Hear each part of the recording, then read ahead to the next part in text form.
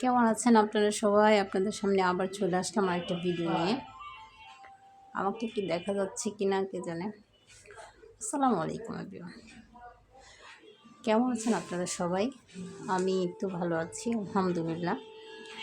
আমি যে বিষয়টা নিয়ে আপনাদের সাথে কথা বলবো সেটা হচ্ছে সত্য। এই সত্য হচ্ছে মানুষ যদি কখনো মিথ্যা কথা বলে, মিথ্যা হচ্ছে সমস্ত অপকর্মের উৎসই হচ্ছে মিথ্যা। যে মিথ্যা বলতে পারে সে মিথ্যা দিয়ে সমস্ত কঠিন কাজগুলোকে ঢেকে রাখার চেষ্টা করে, মিথ্যা তাকে উৎসাহিত করে। তাই মিথ্যাকে আমাদের ত্যাগ করতে হবে। আর এই মিথ্যা কথা যে বলে সেটা কিন্তু আল্লাহ অন্তর থেকে বুঝে ফেলে, কারণ আল্লাহ সুবহানাহু ওয়া তাআলা অন্তর্যামী। ঠিক আছে, তো এটা নিয়ে একটা ছোট গল্প বলি, মানে ছোট গল্প না, এটি একটি বাস্তব ঘটনা। এটা মুসা আলাইহিস সালামের আমলের ঘটনা।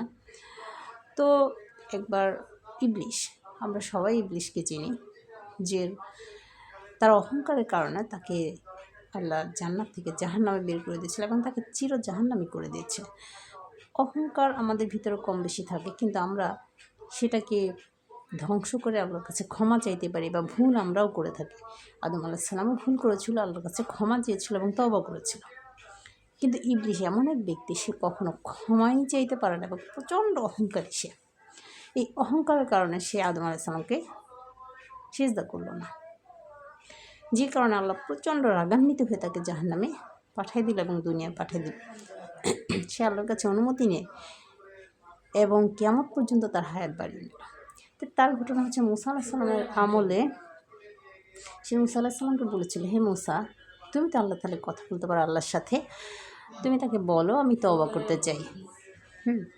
তো তওবা করতে চাই বললো, বলে মুসা আলাইহিস সালাম আল্লাহর কাছে সে আবেদনটা করলো।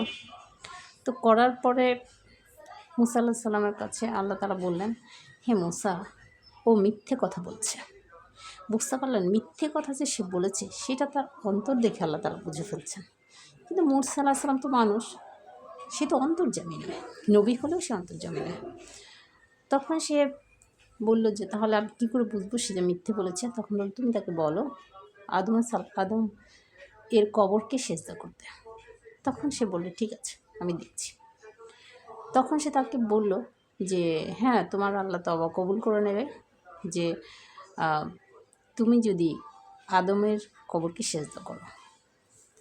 তখন বলল, অসম্ভব, ও জীবিত থাকতেই কখনো আমি ওকে সিজদা করিনি, আর মৃত ওর কবরকে আমি সিজদা করব? এটা কিছুতেই সম্ভব না।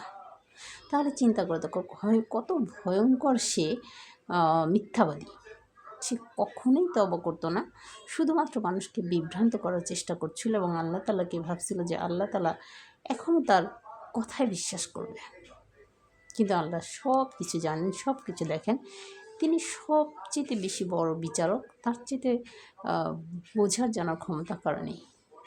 তাই মিথ্যাকে আল্লাহ ওরকমভাবে নিষিদ্ধ করেছেন যে মিথ্যা সমস্ত অপরাধের উৎস। তোমরা মিথ্যা ত্যাগ করো, কোনো কারণে মিথ্যা বলো না। যদি তুমি সত্যি বলো, একটা অন্যায় করো, সত্যি বলো, সেখান থেকে তোমার সফলতা আসতে পারে এবং আসবে ইনশাআল্লাহ। ভুল করেছো তার জন্য তুমি ক্ষমা চাইবে, কিন্তু মিথ্যে দিয়ে সেটাকে ঢেকে রাখার কোনো চেষ্টা তোমাকে করতে আল্লাহ তাআলা বলেনি। সত্য বলতে হবে, সত্য সবসময় শক্তিশালী। আসসালামু আলাইকুম।